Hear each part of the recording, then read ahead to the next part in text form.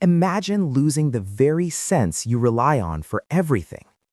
Imagine being the greatest musician of your time, yet unable to hear your own notes.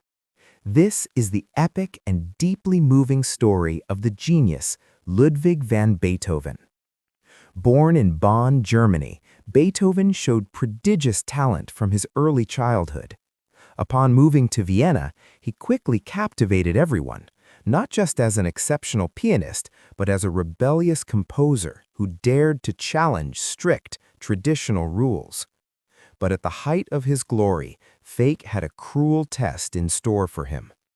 In his late 20s, Beethoven began to gradually lose his hearing, eventually sinking into total silence. Imagine the sheer despair.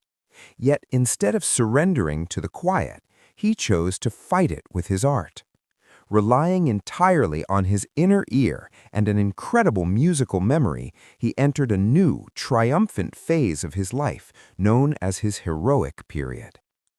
Beethoven wasn't just a composer.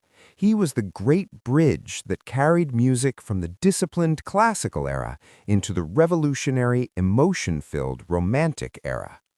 He took the traditional forms of the symphony and the sonata, making them longer, more complex, and loading them with an unprecedented emotional charge that expressed raw anger, profound joy, and undying hope.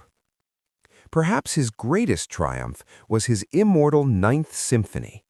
Here, he shattered all the rules by introducing human voices and a full choir into a major symphony for the very first time, shouting an ode to joy to the entire world, even as he couldn't hear a single note of it himself.